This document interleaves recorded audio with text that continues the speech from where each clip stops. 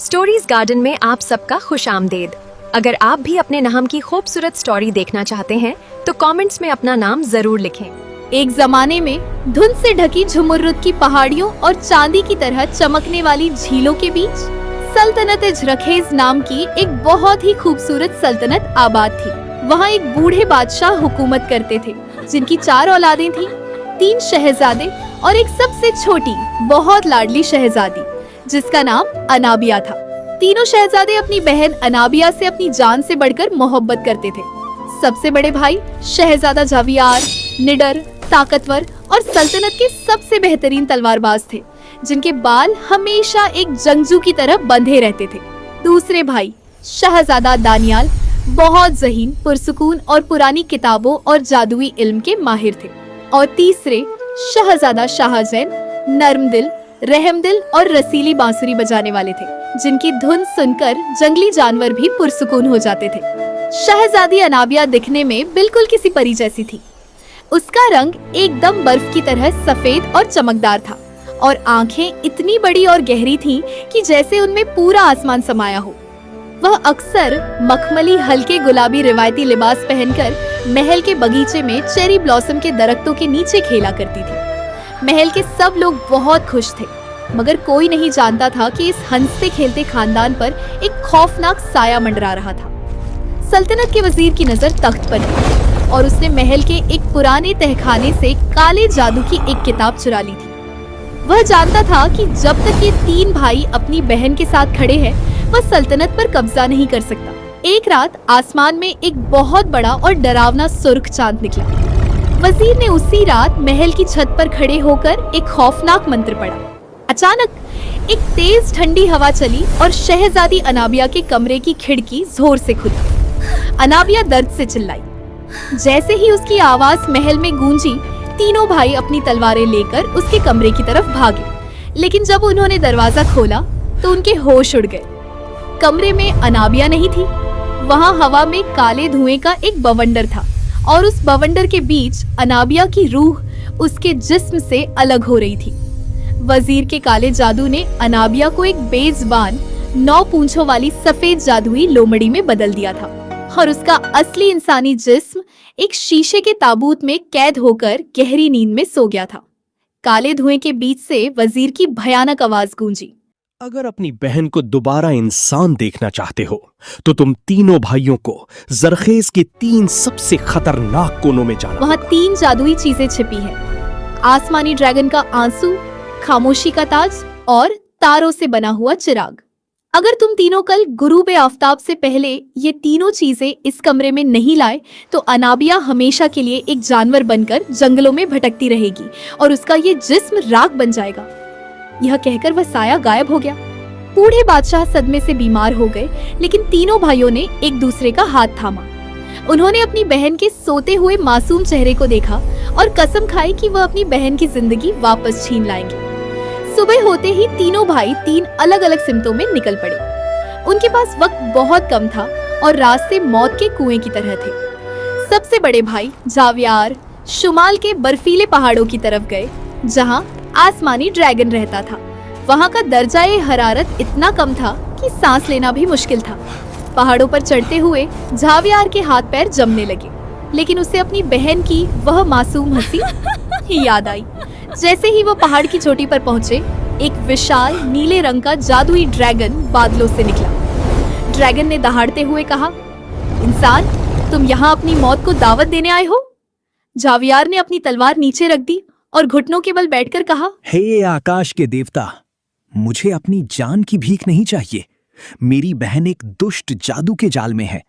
मुझे बस आपका एक आंसू चाहिए। ड्रैगन ने उनकी आंखों में सच्ची मोहब्बत और निडरता देखी। उसने कहा, मैं आंसू तब बहाता हूँ जब कोई मेरे सामने अपनी सबसे प्यारी चीज कुर्बान करता है। जावियार ने बिना सोचे अपनी दाएं आंख पर हाथ रखा और कहा, आप मेरी एक आंख की रोशनी ले लीजिए, पर मेरी बहन को बचा लीजिए।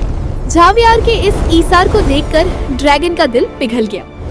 उसकी आंख से एक चमकदार नीला आंसू टपका, जिसे जावियार ने एक शीशे की शीशी में महफूज कर लिया।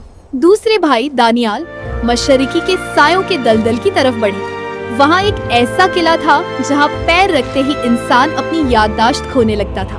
किले के दरवाजे पर एक विशाल पत्थर का भूत पहरा दे रहा था। उसके पास खामोशी का ताज था। भूत ने दानियाल से एक पहेली पूछी। वो कौन सी चीज है जो राजा को भी झुका देती है, जो सोने से भी कीमती है, लेकिन उसे बाजारों में खरीदा नहीं जा सकता? दानियाल ने पुरसून दिमाग से सोचा। चारों तरफ साए उसे डरा रहे थे। उनकी यादें धुंधली हो रही थी। उन्हें अपनी बहन अनाबिया का चेहरा भूलने लगा था।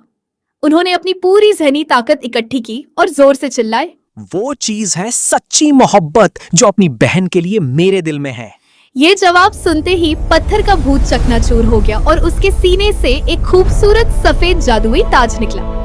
दानियाल ने उसे उठा लिया। हालांकि उनकी आधी याददाश्त जा चुकी थी, लेकिन उन्हें बस इतना याद था कि उन्हें महल वापस भागना है। सबसे छोटे भाई शाहजैन मगरिब के अंधेरे समंदर की तरफ गए। वहाँ पानी के बीच एक जजीरे पर तारों का चिराग जल रहा था, जिसकी रखवाली एक भयानक जल परी कर रही थी। जो भी उस जजीरे के पास जाता, जल परी अपनी जादुई और दिलकश आवाज से उसे पानी में डुबोकर मार देती। जब शाहजहान अपनी कश्ती लेकर पहुंचे तो जल परी ने गाना शुरू किया। उसकी आवाज इतनी खूबसूरत थी कि शाहजहान का दिमाग सुन्न होने लगा और वह पानी में कूदने ही वाले थे, लेकिन एन वक्त पर उन्होंने अपनी कमर से अपनी जादुई बांसुरी निकाली। उन्होंने अपनी आंखें बंद की और अपनी बहन अनाबिया की याद में एक बहुत ही दर्द भरी और पाकीज़ा धुन बजानी शुरू की। बांसुरी की धुन में इतनी पाकीज़गी और तड़प थी कि जल परी का जादुई गाना फीका पड़ गया। वह रोने लगी और उसने कहा, मैंने आज तक इंसानों में सिर्फ लालच देखा था, लेकिन तुम्हारी इस धुन में अपनी बहन के लिए सच्ची मोहब्बत है। उसने खुद पानी के अंदर से वह तारों से बना हुआ चिराग निकाला और शाहजहान को सौंप दिया। सूरज ढलने में सिर्फ 1 घंटा बचा था। तीनों भाई जख्मी, थके हुए और लहूलुहान हालत में महल के उस कमरे में पहुंचे।